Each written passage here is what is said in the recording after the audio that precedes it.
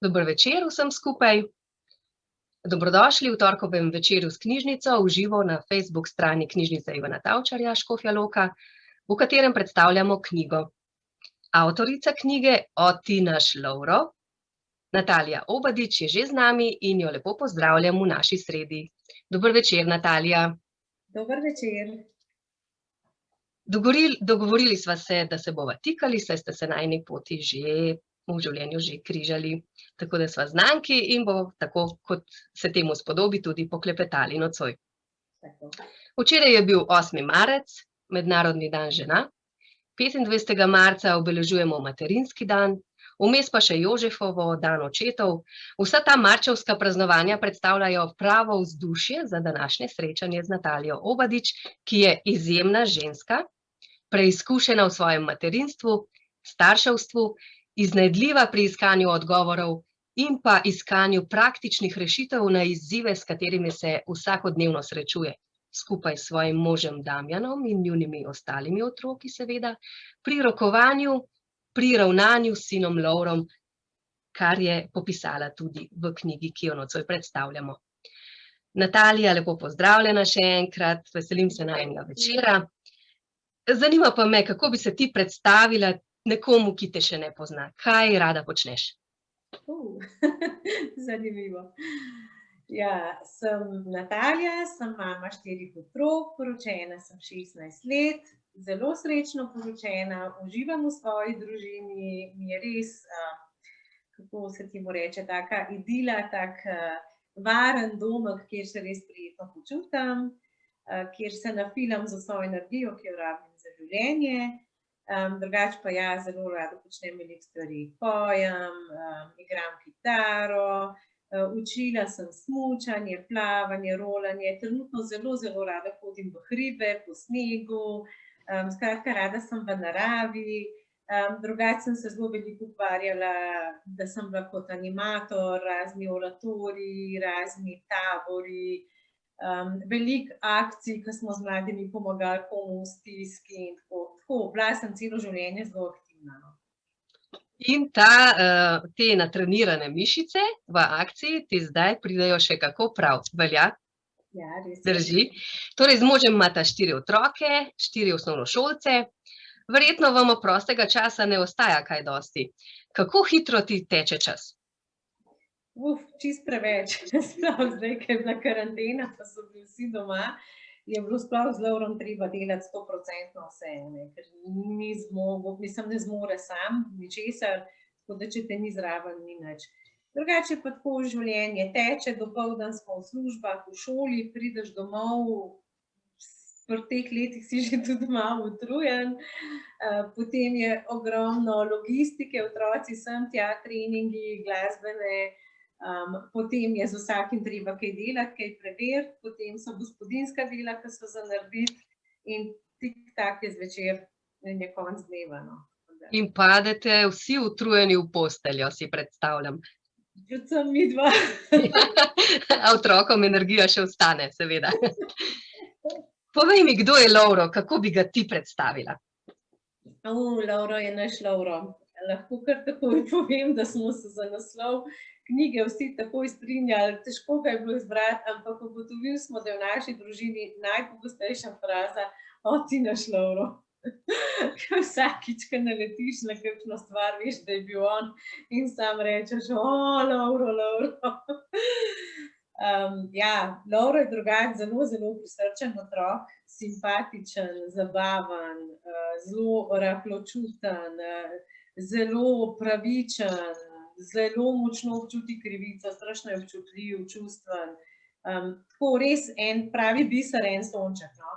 Po drugi strani je pa zelo naporno življenje z njim, ker pač, tako bom rekla, no, če gremo mi v hribe, gremo vsi, sledimo markaciji, a ne. On pa teh markacij ne vidi in gre vedno po drugi strani hriba, ker se tam počuti bolj varno. Zdaj pa, mi pa te poti ne poznamo in nam ni logična in razumljiva in zdaj moramo skozi iskati, da mu pridemo naproti, da on nas razume, mi pa njega. Tako da v bistvu vsaka stvar, ki jo mora usvojiti oziroma vsako navodilo, vse, kar mu daš, moraš tako razložiti na njegov način, da on to razume. To je pa prava prispodoba za to, kaj se dogaja v vaši družini, a ne?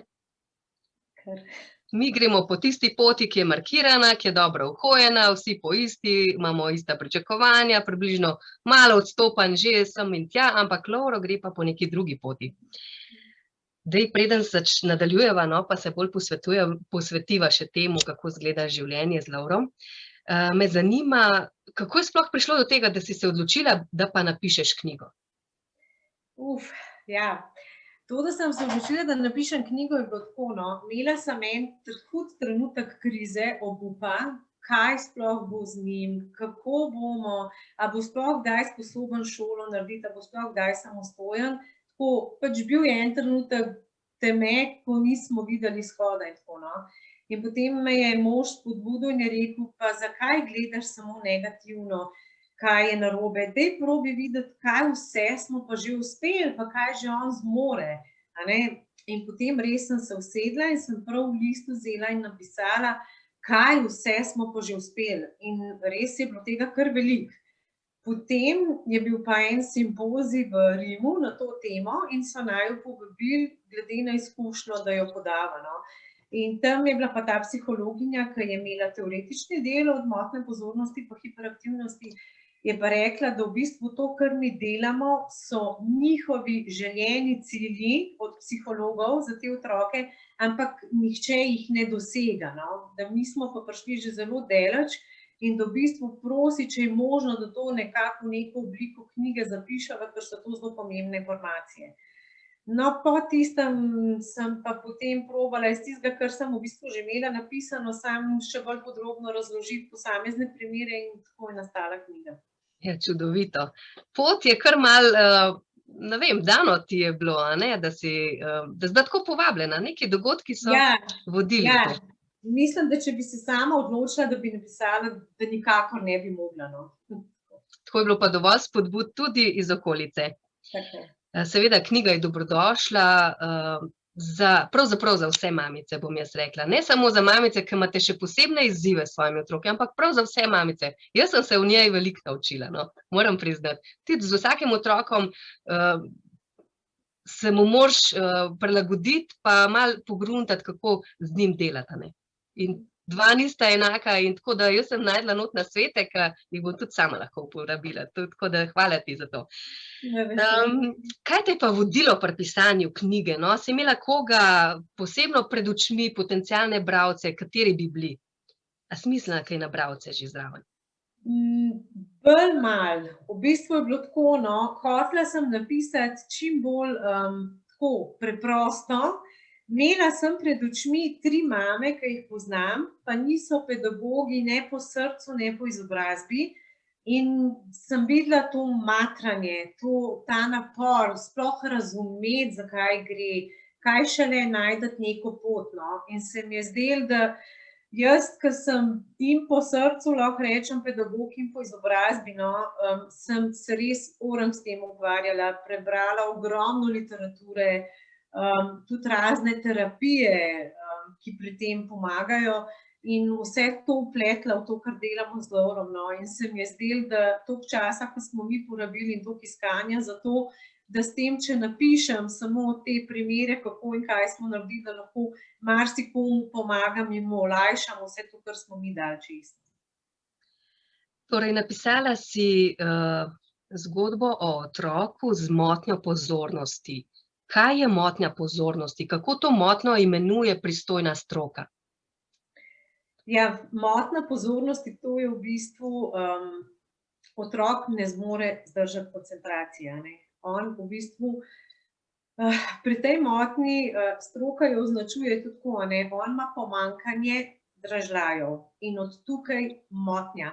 Zaradi tega pomanjkanja notranjih in zunanjih dražljajev se on ne uspe koncentrirati. In on ves čas ali tolče po mizi, ali brca z nogo, skozi neke zvočne in taktilne dražljaje povzroča, zato da samega sebe kompenzira, da on sploh lahko sledi. To je pa seveda za okolico moteče, predvsem v nekem razredu, v neki skupini, kjer bi mogla biti tišina in mir, da lahko ostali sodelujejo. Uvodno besedo k knjigi je napisal izredni profesor dr. Sebastijan Kristovič. Kako sta se našla za sodelovanje?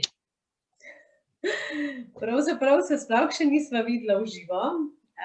Jaz zelo veliko sledim njegova predavanja. No. Prvič sem ga poslušala pri nas v župniji in me je zelo, zelo navdušil ta njegov stil pač vzgoje in nasvetov. No. In v bistvu sva že sama z možem dosti hodila po tej poti, no, vzgoje. In od takrat naprej ga sledim vedno po vseh oddajah na YouTubu, po časopisih, skratka posod. In mi je bilo zelo všeč, nekako se mi je zdelo, glede na to, da se tudi malo ukvarja tako s temi stvarmi, no, se mi je zdelo, da bi pa njega prosila in sem mu preprosto napisala mail, kjer sem se mu predstavila našega Lovra in ga vprašala, če bi bil pripravljen napisati. In potem je on rekel, da ni problema in sem mu poslala in je bil res tako prijazen in je res čudovito napisal. Se pravi, se je tako veselo odzval, kakor ti na naše povabilo, a ne? Si predstavljam, no, to me veseli, da je bil tako hitro pripravljen sodelovati. Spremna beseda je tudi vredna pozornosti, tako da lepo en tak uvod naredi. Zelo se mi je dopadlo ta njegov prispevek. Po poklicu si vzgojiteljica predšolskih otrok, drži? Ja, sem tudi medicinska sestra in sem se prav zaradi tega, ker je bilo tako naporno z Lovrom doma, sem se odločila, da zamenjam poklic in sem šla nazaj v zdravstvo, tako da sem zobna asistentka, ker mi to omogoča več časa. No. V bistvu tam zaprem vrata in grem domov in nimam nič več opravka službo, medtem ko prej je bilo še ogromno dela. Od priprav do sestankov, aktivov, govorilnih ur in tako naprej. No. Tako da veliko manj obremenjujoče. No. Pa tudi neka druga aktivnost je, a ne? Tako, 24 ur na dan vzgajala in tudi domač povedan z mozga. No. Ja. Pomaga našim možganim, da se ukvarjajo tudi z drugimi stvarmi. Če ne, si predstavljam, da bi bilo res zelo naporno. Jaz nisem vedela to, da si zamenjala službo. Jaz te poznam še iz časov, ko si upravljala ta poklic predšolske vzgojiteljice, predšolskih otrok in še sama imaš 4 otroke. Zagotovo lahko rečemo, da že samo iz teh izkušenj z otroki, da otroke precej dobro poznaš, tudi po strokovni plati in po praktični iz dela z njimi. Poleg tega pa imaš sama tudi 4 otroke, kar ni malo. Kako gledaš na otroke? Kakšni so otroci v tvojih očeh? Kako bi jih opisala? Ja, otroci so taka iskrena bitja, so mi zelo všeč, ker so taki, kot so. In velikokrat jim zavidam to. Tudi jaz bi si želela biti tako sproščena in brezskrbno bi skakala naokrog. Ja, všeč so mi tudi v svoji izvirnosti, v svoji domišljiji, v svoji navihanosti, razigranosti. Tako, zelo so mi všeč, no. Predvsem pa res v tej svoji iskrenosti in presenečena sem tudi v vseh letih, ko sem delala, da so otroci v bistvu, ne glede na to, koliko so stari, so zelo, zelo dojemljivi za notranjost, za ta čut do drugega. No. In se spomnim že v vrtcu, v najmlajši skupini, v prvi starostni skupini, kako, ko smo imeli ta jutranji krog, pa smo se pozdravljali, pa si povedali, pač pa pobožali drug drugega, s kakšnim čutom in s kakšno, tako, kako se temu reče, no, so to zavzetostjo, ne? Oni so res pri stvari. Ja, ja. So upravljali ta jutranji pozdrav in vse naloge, ne? Ja, ja. Ko poznaš toliko otrok, a ne, in delaš z njimi in si 4 tudi mama, zagotovo veš, da je vsak otrok res nekaj posebnega, da so si med seboj različni, čeprav imajo mnogo skupnih značilnosti. Kdaj si pa opazila, da je ta vaš Lovro še drugačen od otrok, ki si jih poznala pred njim in predvsem od njegovih sorojencev?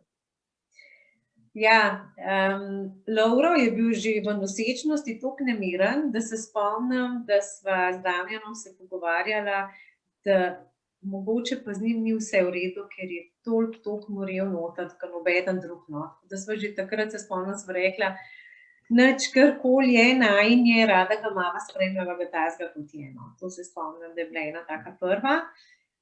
Potem so se pa dogajale stvari, ko se je rodil pa tako, no, bil je nedonošen. Imela sem dvojčka in sem v 11. tednu enega izgubila, no. Tako da sem imela potem kar nekaj težav nosečnosti, več ali manj sem jo mogla preležati. In potem je bil tudi rojen s 33 tedni, no. Potem sva bila v intenzivni 14 dni, ker ni zmogel ohranjati telesne temperature, pa ni imel razvitega sesalnega refleksa. No, potem, ko smo prišli pa domov, je pa kar šlo včasih pač normalno naprej, no. Ampak vedno je v razvoju zaostajal teh 7 tednov in bi rekla, da sem mu še vedno pozna, no. Sploh pri določeni snovi, predvsem pri matematiki, a ne.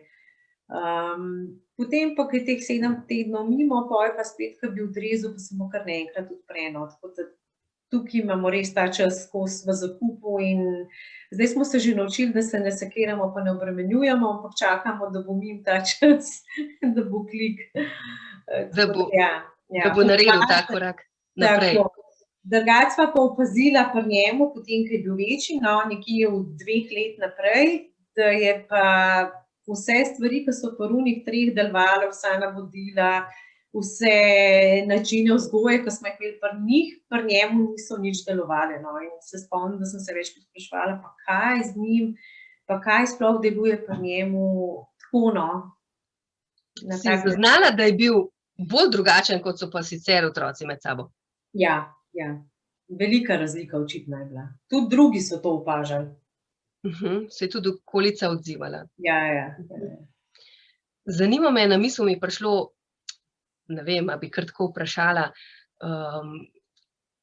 saj ne, da moramo zdaj vedeti, zakaj, a ne, je prišlo do te motnje, tako nekako razvoju pa to, ampak glede na to, da je izgubil sestrico še v trebuščku, a je mogoče, kdaj razmišljajo o tem, a je mogoče to povezano s tem, da ga je to tako vznemirilo, da je potem šlo nekako v to smer ta razvoj njegov? V bistvu A je to možno? Je možno. Strokovnjaki so nam rekli, da je v bistvu skupna stvar otrokom z motnjo pozornosti, edine 2 skupne stvari, ki jih opažajo, da so bili eden od dvojčkov in da so bili predčasno rojeni, no. Tudi psihologinja rekla, da je po vsej verjetnosti tukaj razlog, ampak nikoli se tega pač ne ve zagotovo. Seveda ne vemo, ampak jaz, ko sem prebirala knjigo, sem pomislila na to povezavo. In se mi je prav od dna srca zasmilil, ker je že tako izgubo utrpel v najrosnejših dneh svojega življenja in ko pa vemo, da kako se dvojčki čutijo in to že od prvega trenutka, ne. Tako da se mi je zdelo, kaj je ta človek že preživel tako zgodaj.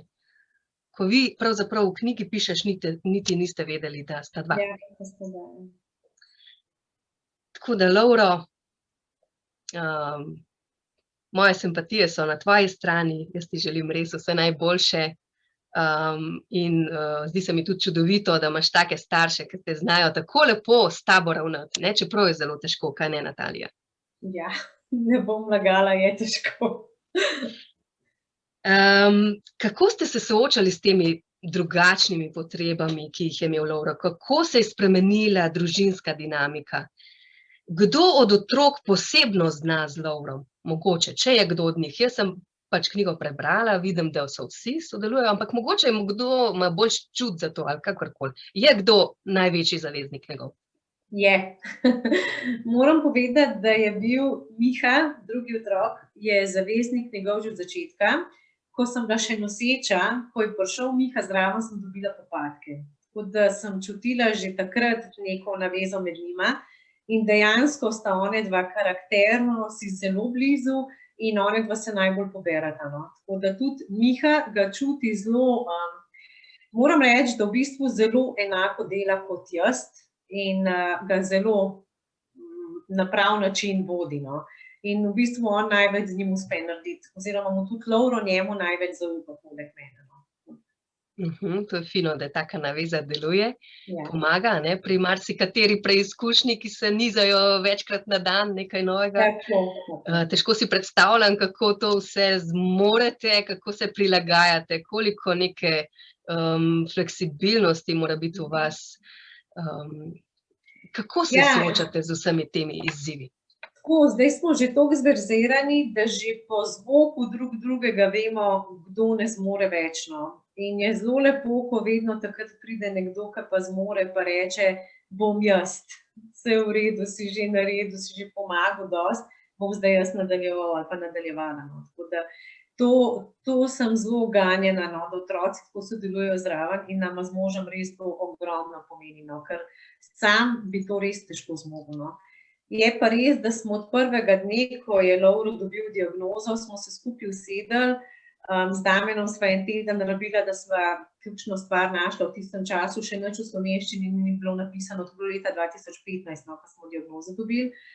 In vse, kar je bilo v slovenščini pisano, je bilo to teorija, kaj to je in pač, da so tablete za to. No. Nič pa drugega, nobene pomoči, kako, kaj, kam se obrniti, nič. In potem v bistvu sva iskala tudi v drugih jezikih.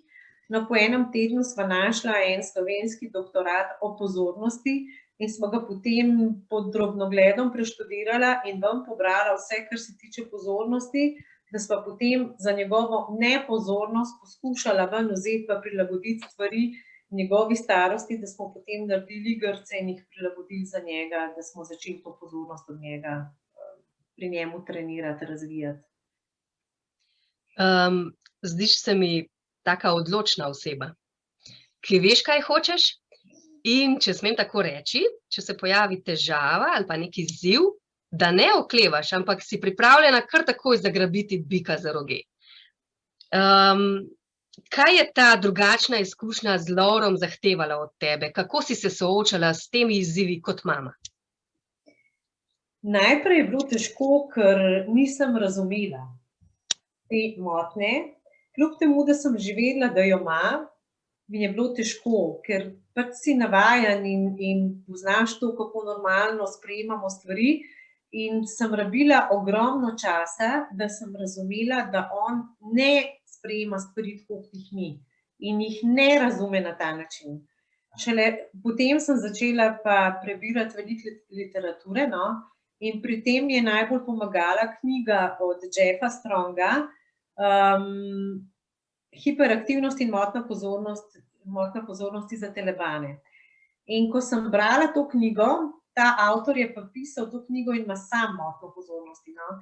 In ko sem jo brala, se mi je zdelo, da je gledal našo družino in da je pisal o nas, ker se je dogajalo popolnoma identično. Pač ne primeri, ampak to naše starševsko nerazumevanje tega otroka in nerazumevanje otroka pač nas. Ne? In zdaj, kako si priti naproti, oziroma dokler ti teh stvari ne poznaš, kako se križamo in koliko konfliktnih situacij in kako je težko za enega in za drugega, kakšne stiske so pri tem. Ne?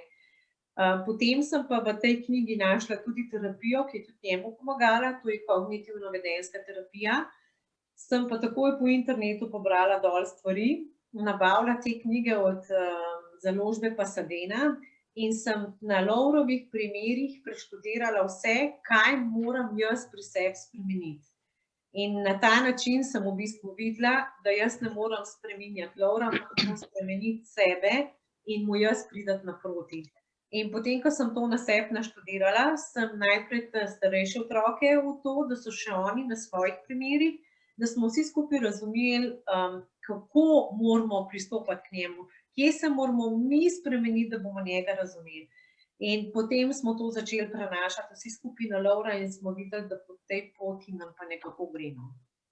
Kje so bili vaši prvi uspehi, da ste dobili nekaj upanja, da vendarle nekaj lahko prispevate k temu, da se bolje razumete?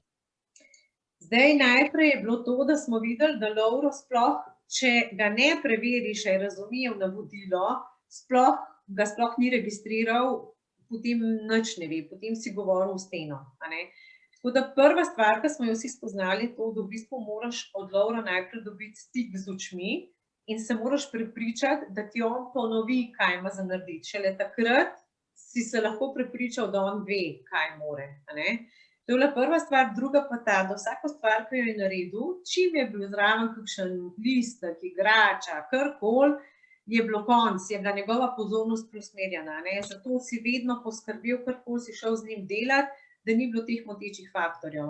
In recimo spomnim se, po 3 mesecih je bil en tak prvi uspeh, da smo ga poslali, da si gre obleči pižamo, s tem, da smo prej vse prštimali, da ni bilo nikjer nič, samo pižama na postelji, in da se je res uspel obleči in je prišel takoj brez, da bi karkoli drugega zraven počel. Celo s svojimi prsti se ni takrat igral.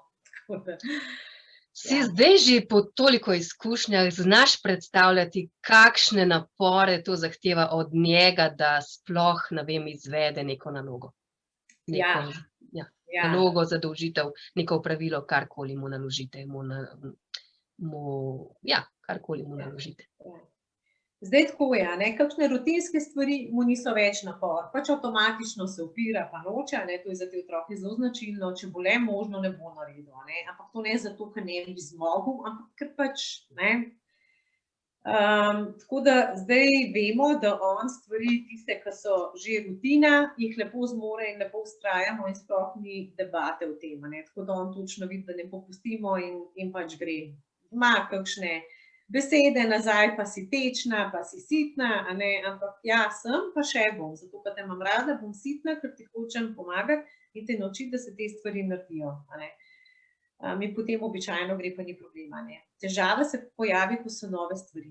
Pred vsako novo stvarjo ima pa on v bistvu velik strah pred svojim neuspehom, pred nerazumevanjem in takrat dostikrat zapade v afekt. Ampak v vseh teh letih smo se naučili, da je zelo pomembno, da mu vsak korak posebej predstavimo, da mu razložimo, zato da mu je čim bolj jasno, v kaj se spušča, da zgubi ta strah oziroma da je ta afekt manjši oziroma da sploh ne pride do afekta. Mene še zanima, kje si pa ti iskala pomoč in kje si jo lahko dobila? V knjigah si že omenila, spremljala si to literaturo, pa vendar še kakšen človek mogoče, kakšna taka skupina? Ali obstaja kakšna skupina staršev za samopomoč? Kakšna organizirana oblika pomoči? Zdaj vem, da obstajajo v društvu Bravo neke skupine, pa tako, ampak naša družina smo prisotni v gibanju Marijinega dela. In znotraj smo videli, da nas je kar nekaj takih družin, ki imamo otroke s takšnimi ali pa podobnimi motnjami. In smo začutili to potrebo, da bi se začeli srečevati, ker smo se v bistvu zelo veliko pogovarjali med sabo, smo rekli, pa dajmo mi narediti eno skupino. Imeli smo celo mamo, eno defektologinjo in nas ona vodi in je super, nas je 5 parov in se iskreno pogovarjamo o tem in v bistvu smo ugotovili, da se samo mi med sabo razumemo, zaradi tega, ker nekdo, kdor tazga otroka nima, zelo težko razume, kaj se v družini prestaja, kaj to pomeni, kakšne stiske se pojavljajo in v partnerskem odnosu in med otroki, med nama z otroki. Skratka, v bistvu vsi rabimo neko podporno rehabilitacijo, ker tudi to, da drugi 3 otroci niso ljubosumni, da se toliko z Lovrom ukvarjamo, se mi zdi fenomenalno, res. Res je en blagoslov, Res. O tele knjigici govoriva? Mogoče lahko pojasniš kaj, zakaj je dobila tako to upodobitev na naslovnici, to risbo in kaj predstavlja? To je v bistvu Lovro. Moram povedati, da so te slikice vse original njegove, ampak so tako fajn oblikovane, da se njega ven ne prepozna. On v bistvu na tej sliki sedi na lubniku, gor vedno zelo rad je presto in ker se naša skupina, kjer jo obiskujeva z Damjanom, imenuje Presta, izhaja pa iz preizkušeni starši, se pravi Presta, preizkušeni starši, zato ima on simbolično v roki to Presto, zato je na sliki tako slikan, ker je v bistvu on s Presto, ki nama pomaga, da lahko še bolj živimo v sožitju v družini. Pa obdana je Presta z rdečim srcem. Ja. Tako da Lovro je pomagal spremeniti družino v katero smer? Ja, Lovro nam je vsem pomagal spremeniti se na boljš, ker od nas zahteva vsakodnevno vživljanje v njega iskanje poti, kako si priti naproti. No? Tako da vsi skušamo, da nam to pomaga tudi pri odnosih z vsemi drugimi ljudmi. Da smo bolj empatični, da poskušamo bolj razumeti drugega. Bolj prizanesljivi. Tako, bolj prizanesljivi. Tega nasplošno primanjkuje v slovenski družbi, se mi zdi, če lahko takole kar naravnost povem. Ja, želiš še kaj dodati? Ne, hotela sem samo to reči, no, da recimo zelo nam je to pomagalo, da je imela takrat, Katja je bila takrat v 3. razredu in je imela sošolca z motnjo pozornosti, ki se pa s tem nihče ni ukvarjal. No, v bistvu doma tega niso prepoznali, niso sprejeli in s tem otrokom je bilo toliko hudo v šoli, da so mogli ves čas imeti neke zunanje svetovalne službe, ki so se mogli aktivirati med poukom, pa tega otroka ven vzeti, da so sploh lahko pouk izvedli. No. In ko smo se mi doma pogovarjali, da v bistvu Lovro lahko postane isto tak, ker pač takšni otroci to postanejo, če jih nihče ne zaliva, obrezuje tako kot rastlino in jim pomaga rasti v pravo smer. In takrat se spomnim, da je Katja rekla, no, moj cartek pa že ne bo taka. In takrat, mislim, vsem je bilo, no, Lovro je res en, čakali smo ga tudi zelo dolgo časa in oni so se ga zelo veselili in tako, no, res je en biser naše družine. No.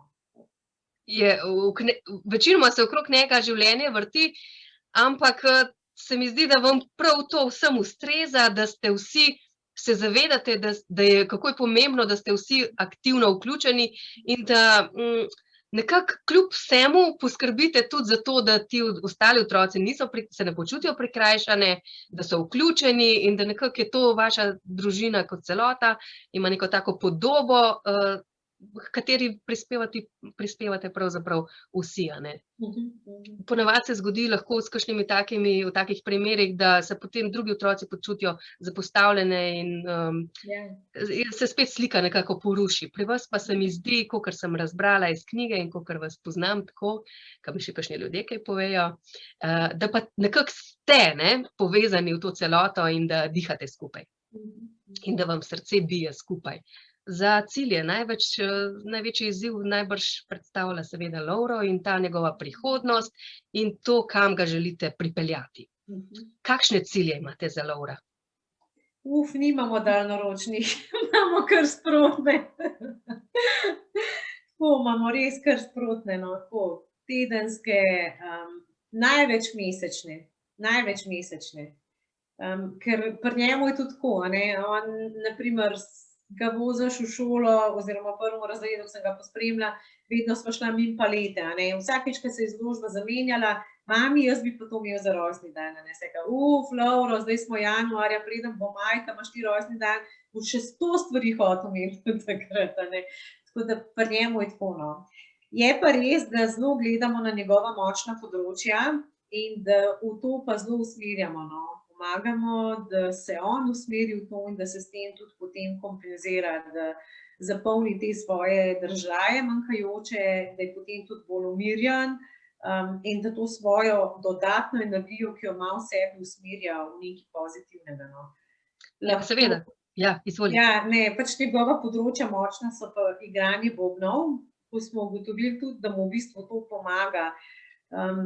Zanimivo je bilo, no, on je skozi, že kot majhen, vsaka barvica, vsak nož, vsaka stvar je postala palčka od bobnov in je s tem tolkel po mizi, po tleh, po postelji, kjerkoli je pač bil. Spomnim, da je velikokrat vzel kuhalnico po pokrovko, pa je gor nabil. In že takrat sva rekla z možem, da bi ga mogoče dala v šolo bobnov, no, ko bo šel v šolo, da bi šel glasbeno. Pa potem smo šli res pogledati v eno privat šolo in ko je on tiste bobne videl, tam ta prave, in lahko gor igral, jaz sem videla tiste njegove učke, takrat sem ga že do dna poznala in sem vedela, kaj ta pogled po njemu pomeni. No. In seveda smo rekli, potem seveda treba imeti bobne tudi doma za vajo. In en prijatelj je bil toliko prijazen, da nam je podaril bobne od svojega sina, ki jih je rabil samo 1 leto, električne bobne, ko v bistvu imaš slušalke gor in lahko igraš v stanovanju, tako da se ne sliši. No. ampak smo pa dali tudi zvočnike zraven, tako da kadar nam pa pol kaj zaigra, da pa tudi mi lahko slišimo, no. In rekli smo, te bobni so v bistvu to velika stvar, to ni ena kitara, ki jo pospraviš v en kot, ne, kam bomo dali to, ne, in smo rekli, da to najbolj v dnevni sobi, ki je največji prostor, ne. Ampak takrat smo jih belili, pa je bilo vse, pač ni bilo možno noter dati, no, in smo rekli, pa dajmo stisniti zdajle k njemu v sobo, no. Ampak po enem tednu smo razumeli, da bojo te bobni ostali noter, ker smo videli, da on zelo svoj nemir sprošča na bobnih, no. In da marsikdaj, ko smo mu dali kakšno nalogo, predvsem, kadar je mogel sobo pospraviti, da se je zaprl v sobo in najprej ne 15 minut bobne igral, pol pa kar vse pospravil, no. Tako da smo videli, da ga to zelo pomirja. Ali pa pol sam, kadar je bil nemiren, rekel, počak, zdajle ne morem, pa je šel bobne igrati, pa pol prišel, zdaj pa lahko. Ko sem prebirala knjigo in ko si večkrat omeniš, da potrebuje te dražljaje, da kaj udarja in tako naprej, jaz sem rekla, ja, fant bi mogel bobne igrati. In res, potem tudi to pač v knjigi pojasniš, da je do tega tudi prišlo in kako zelo mu to pomaga. Zdaj me pa še zanima malo odzivi okolice. Namreč zasledila sem en dober nasvet priznanega, zdaj žal že pokojnega psihologa, gospoda Bogdana Žorža, kako ti je pomagal. Kaj lahko poveš o tem? Ja.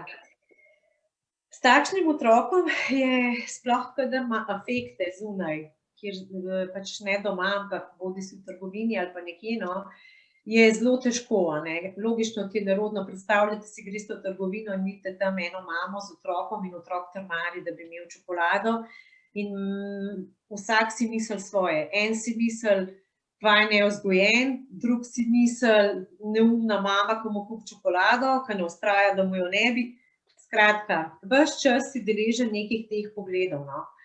In jaz se spomnim, da sem poslušala Bogdana Žorža takrat in je rekel, ne, razlagal ravno to en primer, in je rekel, glejte, vaš otrok je vaš otrok in vi ga imate ves čas, vi veste, kaj z njim delate, a ne. In je povedal prav ta primer, ko je šla ena mama v trgovino in je otrok hotel eno stvar in mu jo ni hotela kupiti, se je vrgel po tleh in je noro in se začeli vsi gledati in tisti obsojujoči pogledi. In mamo je bilo sram in zato, da bi se otrok nehal tako obnašati, mu je tista stvar kupila, ne. In on je rekel, glejte, vi morate vztrajati pri tem. Ljudje, ki vas vidijo v tistem trenutku, vas vidijo samo takrat in ne vejo, ne, kaj je bilo prej, ne, zakaj vi vztrajate in ne vejo, ne, kaj to predstavlja za potem, a ne.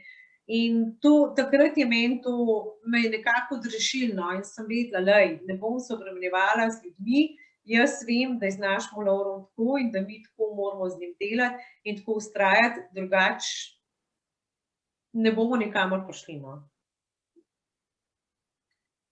Se pravi, to te je pomirilo, ne, ta stavek? Ja, to me je pomirilo, mi je dalo pogum, da grem tako naprej, da se ne oziram na ljudi, pa naj si mislijo, kar si čejo, ne.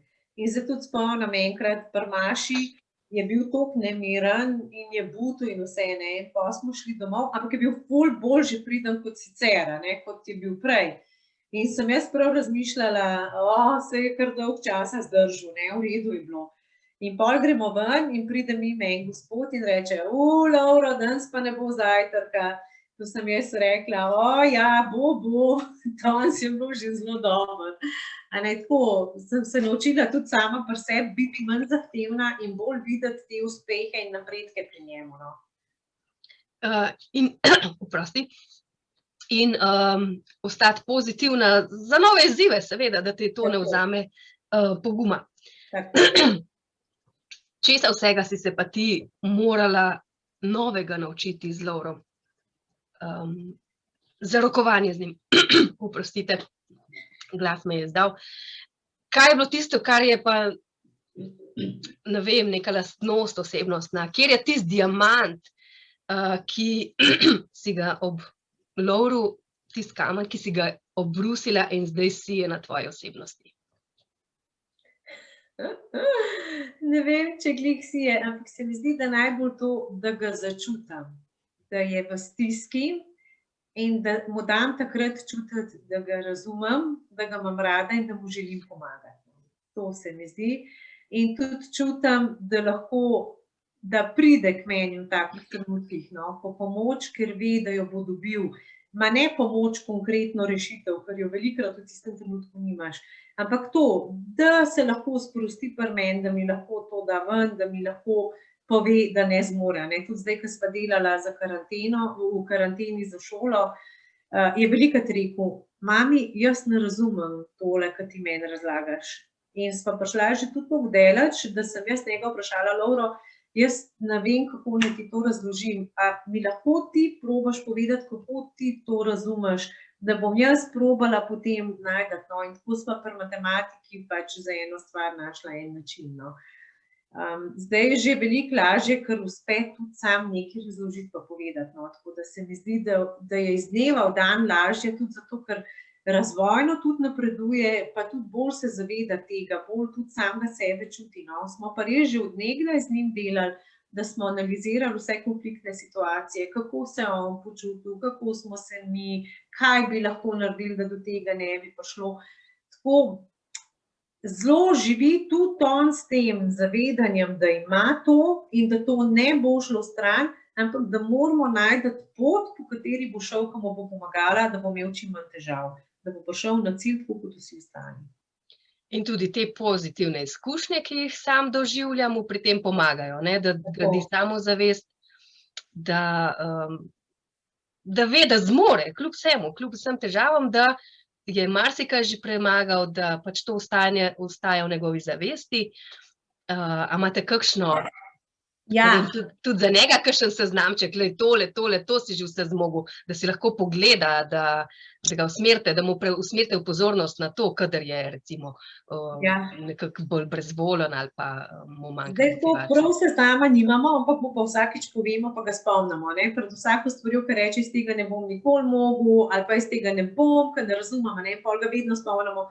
A se spomniš, ko nisi znal brati, kako je bilo, poglej, koliko zdaj dobro bereš, ali pa recimo pred korono je imel prazne zvezke, a ne, pa sva bila pa doma v karanteni, je pa že po prvem tednu rekel, pa sem z njim sedela, pa sva vse naredila, kljub odločbi, da bi lahko manj, sva mi pa vse delala, zato, da bi se naučil vztrajati, da bi dosegel, da bi sam videl, da zmore, pač ne v kratkem času, tako kot ostali, ampak da zmore, a ne.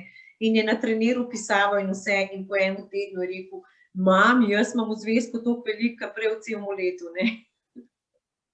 Pa kar malo pospeši, ne, pa nadoknadi nekako zamujeno, čas mu nekako drugače teče, kakor kaže.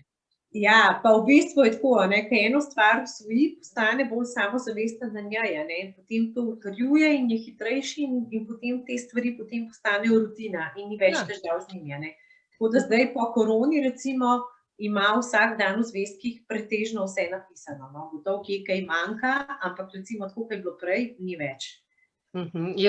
Je osvojil in seveda zdaj to pelje naprej kot nekaj vsakdanjega. Kako ste pa sodelovali s strokovnjaki in s katerimi, torej s katerih profilov? Ja, že takoj v bistvu psihologinja pri pregledu pri 3 letih, ki ga ima vsak otrok, a ne, ona ga v bistvu diagnosticirala. Pravzaprav je rekla tako, ne, ima motnjo pozornosti, ampak dajmo mu še 2 leti časa, da vidimo, ker on je bil zelo veliko bolan in zelo po bolnicah in v bistvu je bilo kar težko vzgajati, no.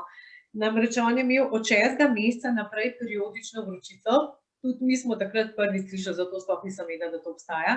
Gre za to, da je imel po 16 dni ali pa še več skupaj 40 vročine do 41,5, ko se mu je tudi bledal že takrat, no.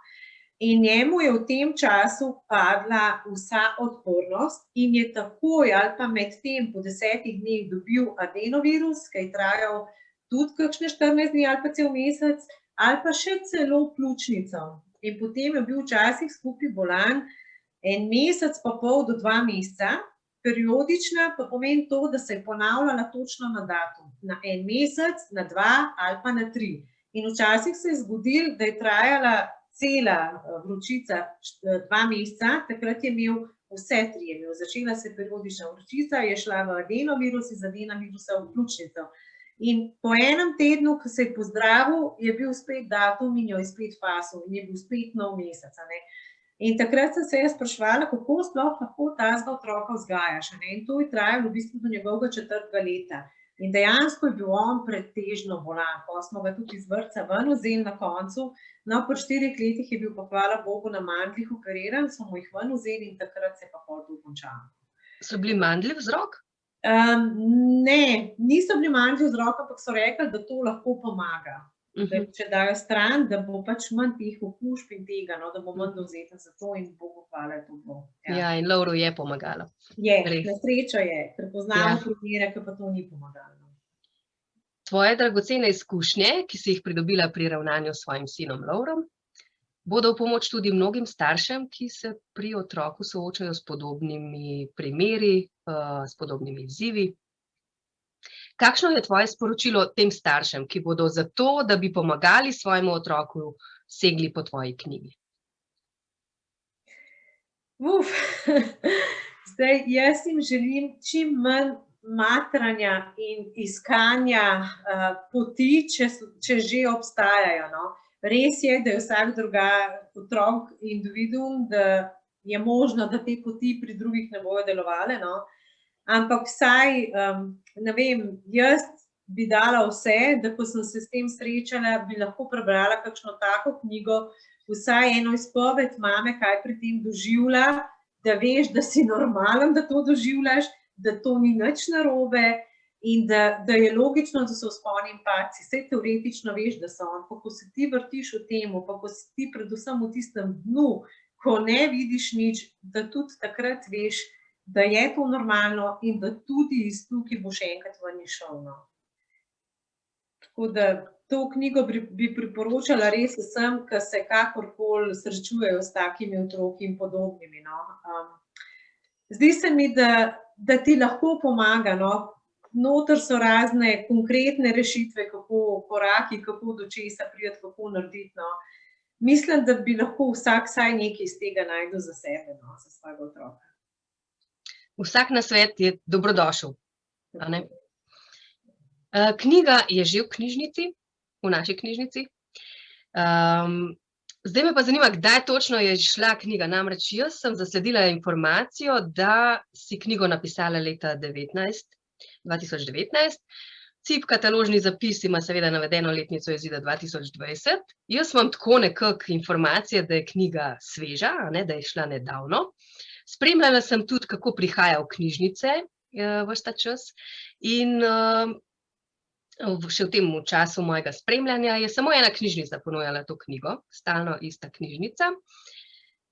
Zdaj smo mi druga knjižnica, ki ima tvojo knjigo na voljo za bralce, za kar se moram pa posebej zahvaliti naši nabavni referentki Tini Oman, ki se je potrudila za to, da smo knjigo dobili in je pravzaprav danes že na voljo za izposojo in je že šla v izposojo. Se moram pohvaliti za to. Tako da, hvala Tina še enkrat, res sem vesela, da lahko ob tem pogovoru tudi knjigo že ponudimo našim uporabnikom. Nestrpno smo jo pričakovali tudi zato, ker spada v našo domoznansko zbirko. Ti pravzaprav nisi rojena Škofjeločanka, ampak si poročena v Škofjo Loko in pričakujemo, da boš ostala z nami v Škofji Loki do konca svojega življenja. Torej, častno mesto v naši domoznanski zbirki ti pripada. Zanima me pa še, kje se knjigo lahko dobi? Ja, knjigo se pa lahko dobi na založbi Novi svet. Mislim, da je mail naročnina ali naročanje nekaj takega, novisvet.si. Drugače, če pogledate po internetu, založba Novi svet, pa boste dobili tam informacije. Lahko se pa tja tudi po telefonu pokliče, pa se dobi. To vem.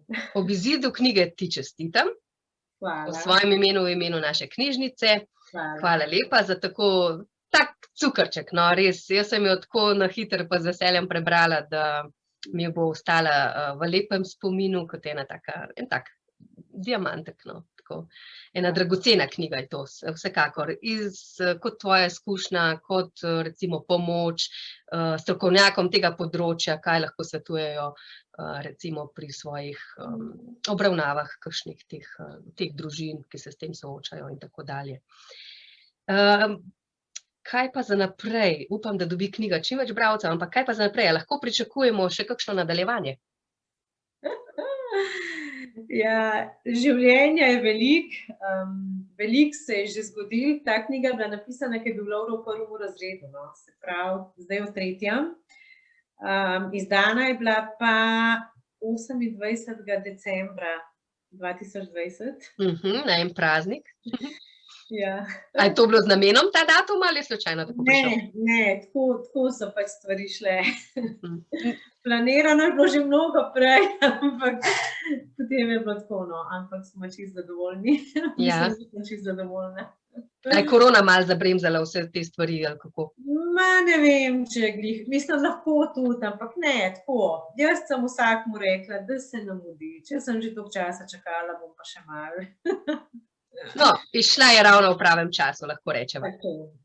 Mislim, da je to tema, ki bo v prihodnosti še bolj, da je zdaj v bistvu postaja pereča. Zdaj ne vem, če bi lahko rekla, pravzaprav ne dostopam do nobenih takih podatkov, da je teh primerov več, ampak vsekakor se na drugačen način danes ukvarjamo z otroki, ki potrebujejo neke posebne prijeme, drugačno obravnavo, kakorkoli že, drugačne pristope. Če pomislim, ne vem, včasih, ne vem, 100 let nazaj, ne vem, v katero obdobje bi to postavila, so kakšne take otroke kar pustili, da, ne vem, da so tako bili sami sebi prepuščeni in potem odzivi okolice so bili seveda do njih neprijazni in so res neko težko življenje živeli. Danes pa tudi s tvojo pomočjo in pomočjo tvoje družine, to, kar ste sami odkrili ob Lovru in posredovali naprej v tej knjigi in verjetno še v nekih drugih oblikah s tem, ko se soočate s starši, ko podelite svoje znanje, prinašajo neko drugačno upanje za vse te otroke, ki imajo neke take za njih seveda čist neobvladljive težave, in jim lahko pri tem pomagamo. Tako da sem vesela tega, no, in upam, da gre to naprej, vi boste verjetno nizali še nove izkušnje in bo sigurno tudi kakšna priložnost, da boste posredovali kaj naprej. Jaz se tega veselim. Pri koncu sva, no, približno tako počasi bova zaključili.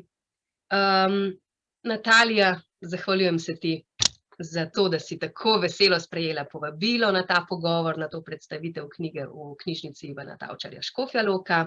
Hvala za povabilo. Tako, hvala. Prosim.